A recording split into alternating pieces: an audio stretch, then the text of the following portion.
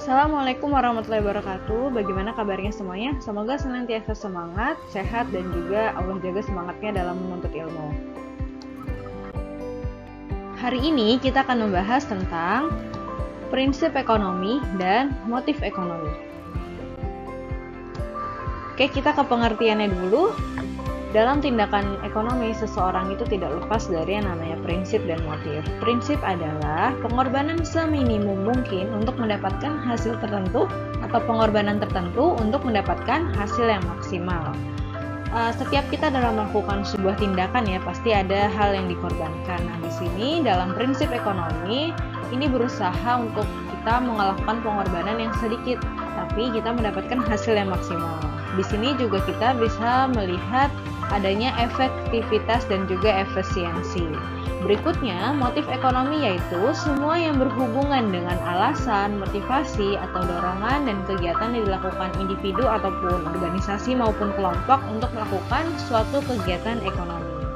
Ya, jadi setiap kita kan melakukan kegiatan ekonomi ada alasan yang melatar belakanginya. Itu adalah disebut motif ekonomi. Untuk lebih jelasnya, contohnya di sini ada contoh prinsip ekonomi. Seorang ibu rumah tangga membeli beras di pasar karena harganya lebih murah jika dibandingkan dengan di swalayan. Ya, jadi ibu tersebut ingin melakukan pengorbanan yang sedikit. Nah, jadi cari nih harga beras yang lebih murah di mana gitu. Lanjut, ada wanita karir yang memilih untuk membeli tas melalui online shopping dibandingkan konvensional karena mendapat diskon 20% ya. Jadi diingat lagi bahwa prinsip ini kita melakukan upaya agar mengeluarkan pengorbanan yang lebih sedikit untuk mendapatkan hasil yang maksimal. Lanjut, kita ke contoh motif ekonomi. Contohnya seorang petani tekun dan rajin agar panennya berhasil ya. Jadi ingat lagi, motif adalah hal yang melatar belakangi seperti alasan, motivasi untuk melakukan kegiatan ekonomi.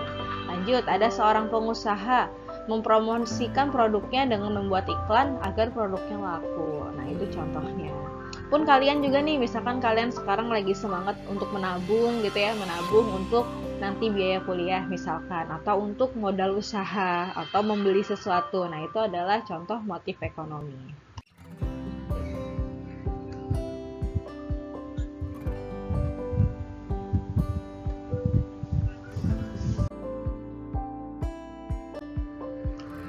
Oke, kita lanjut.